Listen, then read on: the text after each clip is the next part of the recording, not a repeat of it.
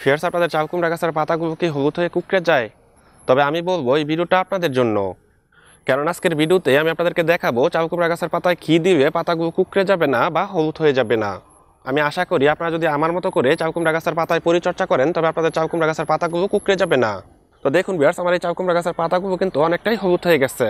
এই যে দেখুন, এই দিকে এই পাতাটা কিন্তু অনেকটাই হলুদ হয়ে গেছে। তারপরে এই দিকে যদি দেখেন তবে দেখুন এই পাতাটা কিন্তু হলুদ হয়ে গেছে। যেই গাছের পাতাগুলো এই রকমের হলুদ হয়ে যাবে সেই গাছ থেকে কিন্তু তেমন একটা ফলন পাবেন না। আমার এই চাল কুমড়া গাছের অনেকগুলো পাতাই কিন্তু ঠিক এই রকমের হয়ে গেছে।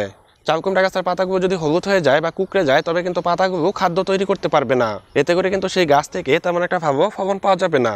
অবশ্যই কিন্তু ভিউয়ার্স, আপনাদের চাল কুমড়া গাছের পাতাগুলো কুঁকড়ে গেলে আপনারা কীটনাশক দিবেন। আজকে আমি আপনাদেরকে দেখাবো চাল কুমড়া গাছের পাতাগুলো হলুদ হয়ে গেলে বা কুঁকড়ে গেলে কি কীটনাশক দিবেন। তবে চলুন ভিউয়ার্স, আমরা দেখে নেই চাল কুমড়া গাছের পাতাগুলো হলুদ হয়ে গেলে বা কুঁকড়ে গেলে কি কীটনাশক দিতে হবে। চাল কুমড়া গাছের পাতা কোঁকড়ানো রোধ করার জন্য এই কীটনাশকটা আমি বাজার থেকে ক্রয় করে এনেছি। তো দেখুন ভিউয়ার্স, এই কীটনাশকের নাম হচ্ছে টাটা বা। এই কীটনাশকটা আমি 90 টাকা দিয়ে ক্রয় করে এনেছি। তো এই কীটনাশকটা আমি পানির সাথে মিশানোর জন্য এই জায়গায় হাফ লিটার পানি নিয়েছি। এই হাফ লিটার পানির মধ্যে এখন আমি হাফ মিলি টাটা বা দিয়ে দিব। তো দেখুন ভিউয়ার্স, আমি টাটা বা কীটনাশকটা কিন্তু পানির সাথে মিশিয়ে নিচ্ছি। এখন আমি কিন্তু এই কীটনাশকটা খুব ভালো করে পানির সাথে মিশিয়ে নিব। তো দেখুন ভিউয়ার্স, আমি একটা চামচের সাহায্যে কিন্তু খুব ভালো করে এই কীটনাশকটা মিশিয়ে নিচ্ছি। আপনারা কিন্তু খুব ভালো করে এই কীটনাশকটা মিশিয়ে নেবেন। আপনারা এমনভাবে মিশিয়ে নেবেন যাতে করে পানির ঘনত্ব চারদিকে সমান থাকে। আমি খুব ভালো করে কীটনাশকটা পানির সাথে মিশিয়ে নিলাম। এখন আমি একটা স্প্রে মেশিনের সাহায্যে এই দ্রবণটা কিন্তু গাছের মধ্যে স্প্রে করব। আমি এই বোতলের মধ্যে ভরে তারপরে এই কীটনাশকটা স্প্রে মেশিনের মাধ্যমে স্প্রে করে দিব। তবে চলুন ভিউয়ার্স, এখন আমরা চাল কুমড়া গাছের পাতায় এই কীটনাশকটা স্প্রে করে দেই। চাল কুমড়া গাছের পাতাগুলো সাদামাছি, চুষি পোকা বা মাকড়ের কারণে কিন্তু কুঁকড়ে যায়। এই সকল পোকা কিন্তু গাছের কচি পাতা এবং ডগার রস শুষে খেয়ে ফেলে, যার ফলে কিন্তু পাতাগুলো উপরের দিকে কুঁকড়ে যায় এবং দুর্বল হয়ে পড়ে।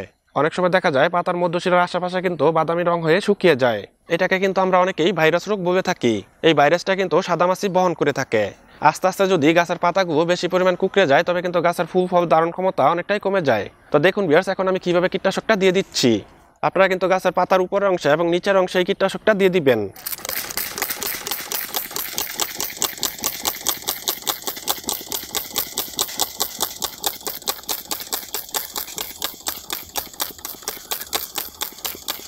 আপনারা কিন্তু অবশ্যই কীটনাশকটা শেষ বিকালে দিয়ে দিবেন।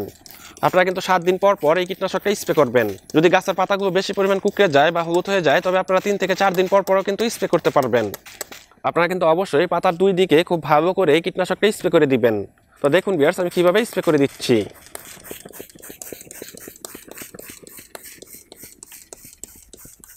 আমি কিন্তু গাছের পাতার দুই দিকেই খুব ভালো করে স্প্রে করে দিচ্ছি, কেননা মাকড় এবং সাদামাছি কিন্তু গাছের পাতার নিচের দিকেই আক্রমণ করে।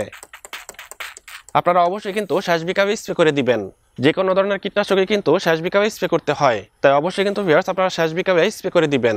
আপনারা যদি কীটনাশকটা 7 দিন পর পর অথবা 4 থেকে 5 দিন পর পর স্প্রে করে দেন তবে কিন্তু গাছের পাতাগুলো ঠিক হয়ে যাবে। তাই অবশ্যই কিন্তু ভিউয়ার্স আপনারা এই কীটনাশকটা স্প্রে করে দিবেন। তো ভিউয়ার্স, এই ছিল আমার আজকের ভিডিও। আমি আশা করি আপনাদেরকে বুঝাতে পেরেছি যে আপনাদের চাল কুমড়া গাছের পাতাগুলো হলুদ হয়ে গেলে বা কুঁকড়ে গেলে কি কীটনাশক দিবেন। আপনারা কিন্তু অবশ্যই গাছের পাতায় কীটনাশক দিবেন, না হলে কিন্তু আপনাদের গাছের পাতাগুলো আরও কুঁকড়ে যাবে।